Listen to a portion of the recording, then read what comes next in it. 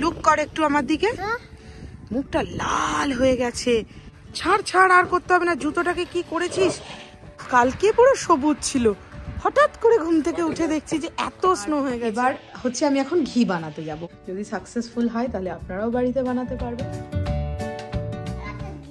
আমার একটা Christmas gift এনেছো। Nice, you made this Christmas tree. আজকে তো এখানে বিভৎস স্নো হয়েছে। তো আমার যে বন্ধুদের আসার কথা ইউএস থেকে যারা আসছে, এই স্নো এর জন্য ওরা প্রচুর ট্রাফিক পেয়েছে আর উঠতে পারছি না যেতে।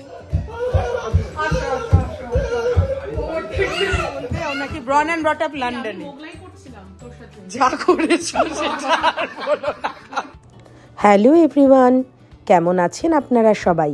আমি সহেলি কানাডা থেকে পরবাসে ভালোবেসে চ্যানেলে আপনাদের জন্য নিয়ে চলে এসেছি আজকে আরও একটা নতুন ব্লগ।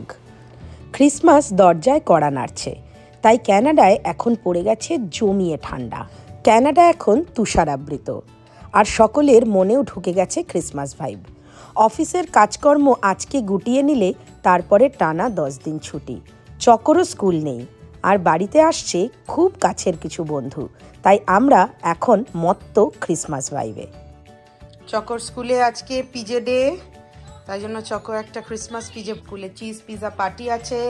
স্কুলের ফ্রেন্ডদের জন্য আমরা কিছু ট্রিট পাঠাচ্ছি, চকলেট, ক্যান্ডিজ এইসব, আর টিচারদের জন্য হলিডে গিফট। আর বাইরে হচ্ছে প্রচণ্ড হারে স্নো। হঠাৎ করে সবুজ হয়ে গেছিল সব কিছু, তারপরে সবার ফট করে আবার স্নো হয়ে গেল, আবার চারিদিক সাদা হয়ে গেছে। এই হলো আজকের গল্প। এই দিয়ে শুরু হলো আমাদের দিন। হ্যাঁ, আজকে আরো বেশি হয়েছে, ভালো স্নো হয়েছে।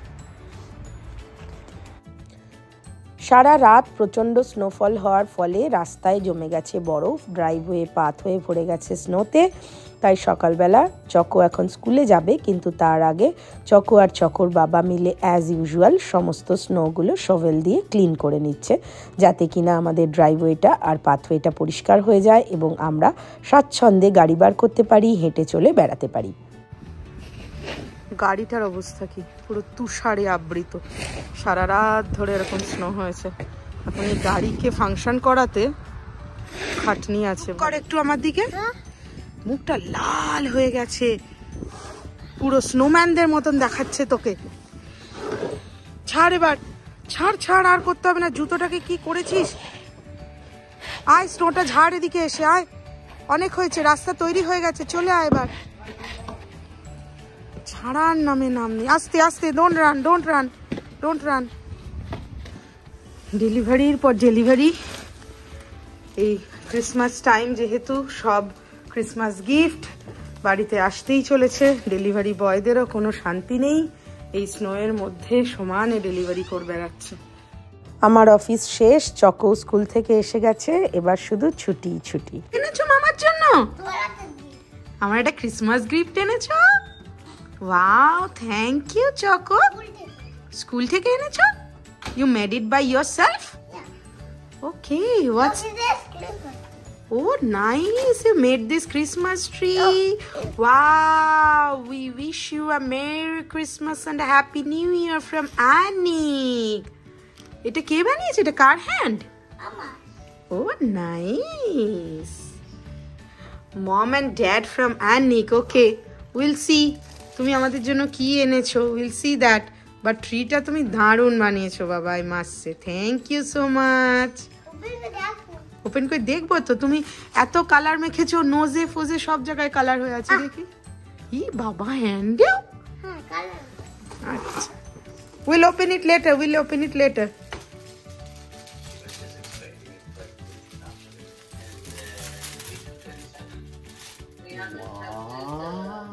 Wow, who is that? Me.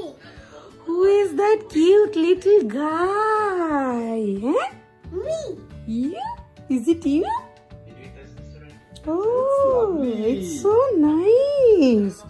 That's why they asked you to go with a red t-shirt or any red dress. Merry Christmas.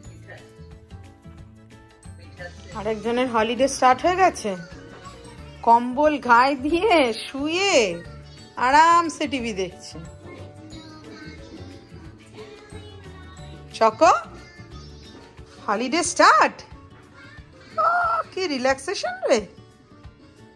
বাইরেটা স্নো পড়ে এত সুন্দর দেখতে লাগছে, ঘরের আলোগুলোকে বন্ধ করে দিলে মনে হচ্ছে বাইরের দিকেই তাকিয়ে থাকি। Wow, it's so beautiful. কাঁচটা খুব একটা পরিষ্কার নেই, তাই জন্য একটু ঝাপসা দেখাচ্ছে ছবিটা, বাট স্নো পড়লে তার মধ্যে আলোর রিফ্লেকশনটা যেন একদম সব কিছুই পাল্টে দেয়। চকরও আজকে স্কুল বন্ধ হয়ে গেল, এবার 2 জানুয়ারি খুলবে, আর আমিও মাঝের টাইমটা ছুটি নিয়ে নিয়েছি। সারা বছর কাজের প্রচুর চাপ গেছে, তো I think we all deserve ইট।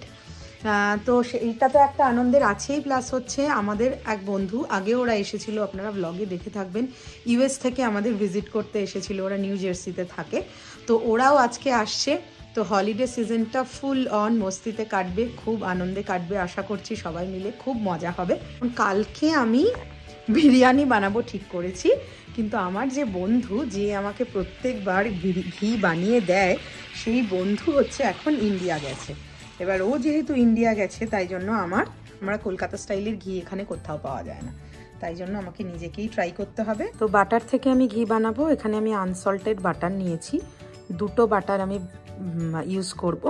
তো প্রথমে এটাকে আনর্যাপ করে একটা মোটা কড়াই, সবাই বলছে, ইন্টারনেটে অনেকগুলো ভিডিও দেখলাম যে পাত্রটা যেন মোটা হয়, তাই এই মোটা পাত্রটা নিয়েছি। বাটারটাকে এইভাবে আনর্যাপ করে এই পাত্রের উপর দিয়ে দেব, ও যাতে নিজে থেকেই গলতে থাকে। আমি মিডিয়াম ফ্লেমে রেখেছি এখানে গ্যাসের আঁচটা। এখানে বাটারটা আস্তে আস্তে গলছে। তো 2টো বাটার অলরেডি বসিয়ে দিয়েছি, যেমন দেখালাম আপনাদেরকে। তো সেগুলো এখন কি অবস্থা একটু দেখি। চলুন আমার সাথে, প্রথমবার এক্সপেরিমেন্ট আমিও করছি আপনাদেরকে সঙ্গে নিয়ে। যদি সাকসেসফুল হয় তাহলে আপনারাও বাড়িতে বানাতে পারবেন, এবং আমিও এরপর থেকে বাড়িতেই বানানোর চেষ্টা করব। অলমোস্ট আমার বাটারগুলো গলে গেছে, খুব পাতলা স্লাইসে, এটা এখনও 2টোই এখনও আছে, বাট এটা গলছে আস্তে আস্তে। ব্যাস, এবারে আর কোনো সলিড নেই, পুরোটাই গলে গেল। 2 মিনিট মতন 3 মিনিট মতো টাইম লাগলো গলতে, বেশ ফাস্টই হয়েছে। এবারে আমি এটাকে কন্টিনিউয়াসলি নাড়ছি যাতে তলায় লেগে না যায়, কারণ লেগে গেলে ঘিটা একটা পোড়া গন্ধ চলে আসতে পারে। প্রচণ্ড এরকম ফেনা উঠছে, এবং এরকম হতে হতে একটা সলিড পার্টিকলস আস্তে আস্তে আলাদা হতে থাকবে, যেটা এখনো হয়নি। এবারে একটু গন্ধটা অন্যরকম হয়ে গেল, একটু চেঞ্জ। আর এই জিনিসগুলো, এই যে হোয়াইট টাইপের এক ধরনের জিনিস ভেসে ভেসে উঠতে শুরু করলো। এটা যখন একদম মরে যাবে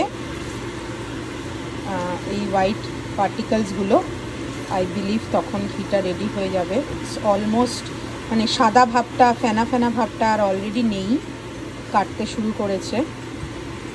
আমি জাস্ট এটাকে নাড়তে থাকবো যাতে তলায় না লেগে যায়। আমার মনে হচ্ছে এটা হয়ে এসেছে, বাট আমি আরেকটু এটাকে ব্রাউনিশ করতে চাই, কারণ আমরা বাঙালিরা সাদা ঘির থেকে একটু ব্রাউন ঘি পছন্দ করি, তাই জন্য এটাকে আমি আরেকটু নাড়ছি। বাট ফেনাটা কিন্তু একদম মরে গেছে, জাস্ট ছোট ছোট বাবলস দেখা যাচ্ছে। এটার রঙটাও আস্তে আস্তে পরিষ্কার হচ্ছে, আর এই যে মাঝখানে দেখুন এই সাদা জিনিসটা কিন্তু মাঝে একটা জায়গাতে ঠিক হয়ে থিতিয়ে পড়ছে।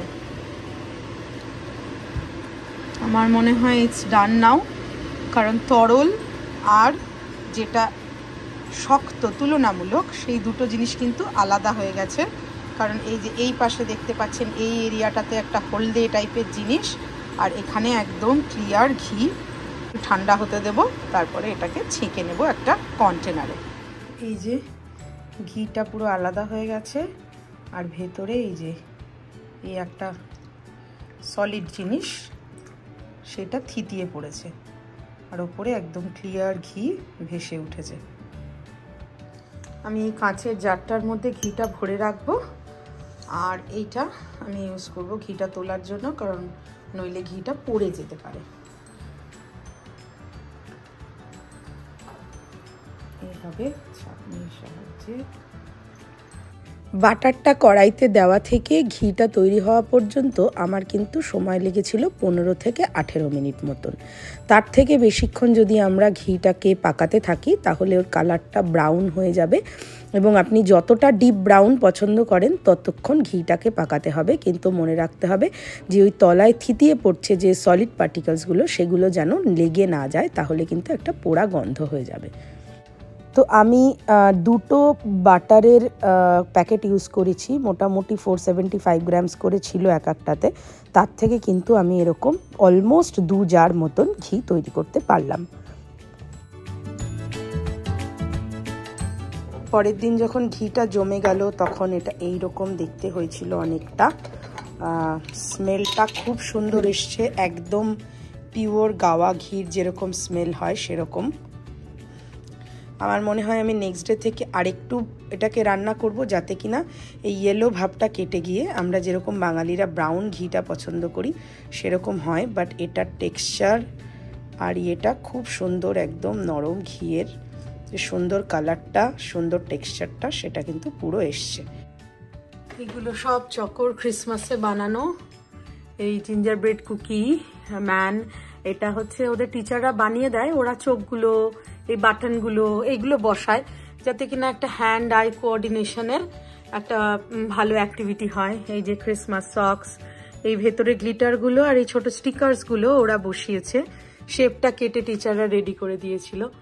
এই যে বানিয়েছে এখানে ক্রিসমাস ট্রি, খুব সুন্দর ক্রিসমাস ট্রিটাই, ক্রিসমাস ট্রি অর্নামেন্টসগুলো ওরা এরকম ছোট ছোট করে বসিয়েছে এই পমপমগুলো দিয়ে এইভাবে। আর এইটা তো দেখিয়েছি যে ক্রিসমাসে এনেছে। আজকে তো এখানে বিভৎস স্নো হয়েছে, তো আমার যে বন্ধুদের আসার কথা ইউএস থেকে যারা আসছে, এই স্নোয়ের জন্য ওরা প্রচুর ট্রাফিক পেয়েছে রাস্তায়, প্লাস পুরো রাস্তাটা গাড়িতে কন্টিনিউয়াসলি স্নো, দেখতেও অসুবিধা হচ্ছে, 40-র বেশি স্পিডে ওরা গাড়ি চালিয়ে আসতে পারছে না। তাই 9 ঘন্টা টানা মানে ডিস্টেন্স একটা, সেটা অলমোস্ট আজকে ওদের 10-11 ঘন্টা লেগে যাচ্ছে।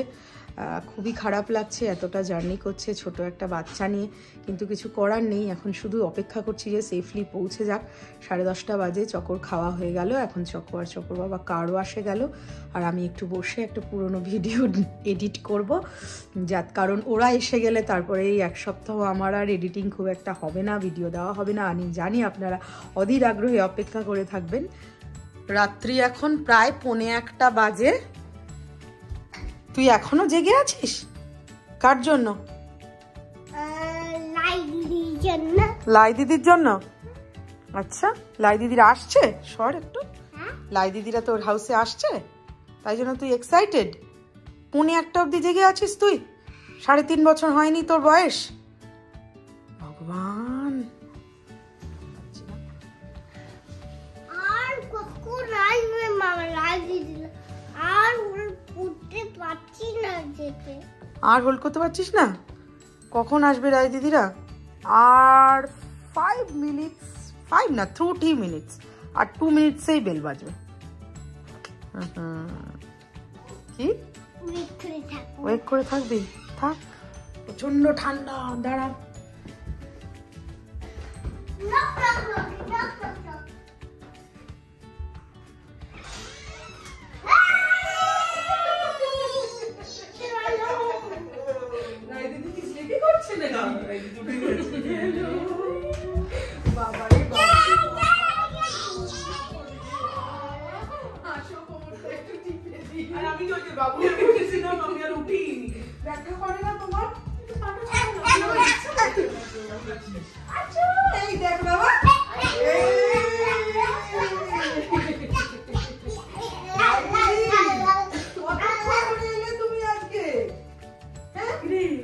তুমি ঢুকবে, আমি ওয়েলকাম ব্লগ বানাবো বলে ট্রাই করছি।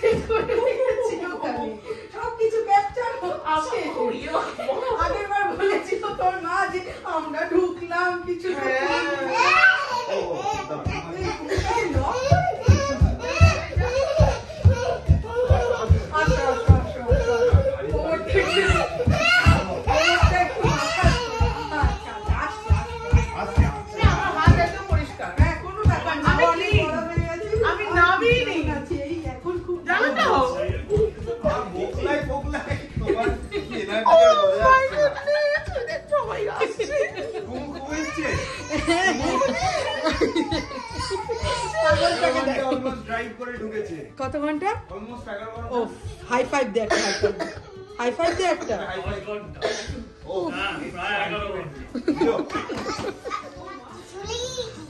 কটা বাজে 1:45 ঠিক আছে গাইস দুটো বাচ্চা 2 বাজতে 15 মিনিট বাকি হ্যাঁ আর এরা এখন আসর সাজিয়ে বসেছে আর যেখানে একটা ফরেন বর্ন এন্ড বটম আছে সে বেডে পাঠাচ্ছে না বাচ্চাকে ঠিক সময় এদিকে বলবে ও নাকি ব্রন এন্ড ব্রট আপ লন্ডনে যা করেছো সেটা আর বলো না।